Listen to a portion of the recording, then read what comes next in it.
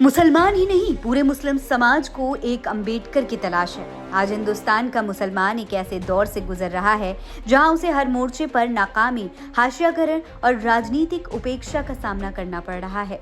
इस हालात की सबसे बड़ी वजह है अपने में से अपना नेता ना होना।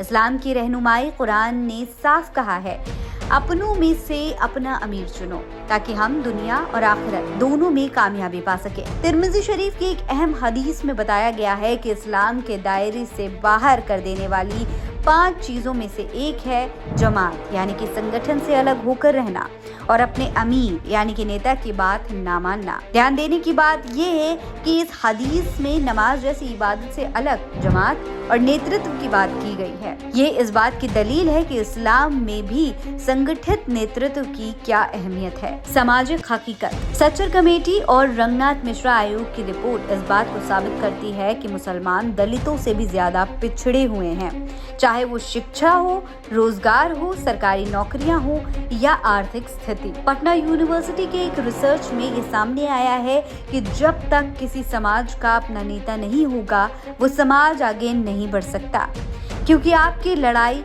वही लड़ेगा जो आपका दर्द जानता हो। आरक्षण, ज़कात, शिक्षा, रोजगार जैसे मामलों को वही समझेगा जो आपका अपना हो। बाहर से आए हुए एजेंटों को सिर्फ आपका वोट चाहिए, आपको हक नहीं। राजनीतिक सच, आज की राजनीति इस बात की गवाही देती है कि जो समाज अपना नेता खड़ा करता है वही राजनीतिक ताकत हासिल करता है। निषाद समाज, राजभर समाज, दलित समाज, यादव समाज, चौधरी समाज, ये सभी आज सियासत में मजबूत भूमिका निभा रहे हैं, क्योंकि इन्होंने अपने भीतर से नेता चुना, एजेंट नहीं। जब तक मुसलमान किसी और के झोले उठाते रहेंगे, वो सिर्फ गिनती में रहेंगे, गिनती के नहीं बनेंगे।